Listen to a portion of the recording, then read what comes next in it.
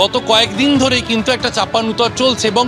আরও বলা ভালো গত কয়েক বছর ধরেই কিন্তু এই যোগেশ চন্দ্র চৌধুরী কলেজ ঘিরে সেখানে কিন্তু একদিকে অধ্যক্ষ অন্যদিকে পড়ুয়ারা তাদের মধ্যে একটা বিবাদ বা বিভিন্ন সময় সামনে আসে এবং এই সময় সরস্বতী পুজো বাগদেবীর আরাধনা যোগেশচন্দ্র চৌধুরী কলেজ প্রাঙ্গণে আমি দাঁড়িয়ে রয়েছি। যোগেশচন্দ্র চৌধুরী কলেজ এবং আইন কলেজের পুজো এখানে চলছে। প্রীতম চক্রবর্তী যে ছবি তুলে ধরছেন তুমি দেখতে পাচ্ছ, কলেজের ভিতর যে মণ্ডপ করে সেখানে যে পুজো হচ্ছে সেখানেই কিন্তু কয়েকদিন আগে ডে কলেজের মণ্ডপ করা ছিল এবং অভিযোগ উঠেছিল ডে কলেজের মণ্ডপ এমনভাবেই করা হয়েছে তার জেরে আইন কলেজের মণ্ডপ করে সরস্বতী পুজো করা কার্যত অবাস্তব হয়ে উঠছে বা একেবারেই করতে বাধা পাচ্ছেন তারা। এবং তারপরে কিন্তু কলকাতা পুলিশকে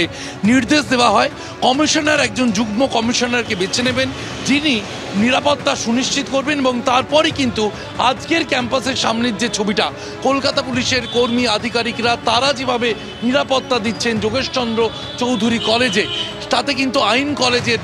সরস্বতী পুজো হচ্ছে ভিতরে এবং যোগেশচন্দ্র চৌধুরী কলেজের মূল যে ডে কলেজ সেই ডে কলেজের পুজো কিন্তু এবারে ক্যাম্পাসের ভিতরে করা হচ্ছে না এবং তারা পড়ুয়ারা বাইরে পুজো করছেন। যে ছবি আমরা দেখতে পাচ্ছি পাশে একটি ব্যানার, আমি প্রীতমকে দেখাতে বলবো একটু, কলেজের পাশেই কিন্তু ডে কলেজের পড়ুয়াদের পক্ষ থেকে একটা ব্যানার দেওয়া হয়েছে যে ব্যানারে লেখা হয়েছে বিজেপির দালাল পঙ্কজ কুমার রায়ের নোংরা রাজনীতিতে কলেজ ক্যাম্পাসে যোগেশচন্দ্র চৌধুরী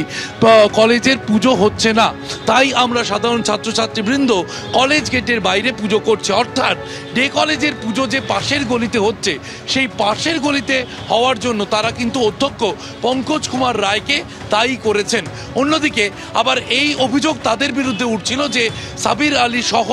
একাংশ প্রাক্তনীদের একাংশ তারা পুজো করতে দিচ্ছেন না আইন কলেজের পড়ুয়াদের এবং সে কারণেই পাশের গলিতে এখান থেকে প্রায় 500 মিটার দূরত্বে অর্থাৎ কলেজের ক্যাম্পাস এখনও চলছে, এই গলি পর্যন্ত কিন্তু কলেজের ক্যাম্পাস, তার পাশের গলিতে ডে কলেজের পড়ুয়ারা তারা কিন্তু সেখানে বাগদেবীর আরাধনা করছেন এবং যে বেনজির ছবি এর আগে কলকাতায় কেউ দেখেছে কিনা আমার মনে নেই যে এভাবে পুলিশের নিরাপত্তায় ঘিরে কার্যত বাগদেবীর আরাধনা করতে হচ্ছে। এবং প্রীতম চক্রবর্তীকে আমি বলবো এই যে মণ্ডপ, এই মণ্ডপটি কিন্তু ডে কলেজের পড়ুয়ারা তারা যে বাগদেবীর আরাধনা করছেন এই মণ্ডপেই একটু আগে এসেছিলেন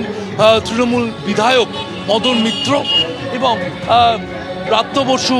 বা মালা রায়, তারাও আজ যোগেশচন্দ্র চৌধুরী কলেজের পুজোতে এসেছিলেন এবং সেখানে কিন্তু একটা উই ওয়ান্ট জাস্টিস স্লোগান শোনা গিয়েছিল ক্যাম্পাসে এবং কার্যত সংঘাত এড়াতেই এই পৃথক পুজো বা ডে কলেজের পুজো হচ্ছে ক্যাম্পাসের বাইরে, এমনটাই কিন্তু বারংবার দাবি করছেন পড়ুয়ারা।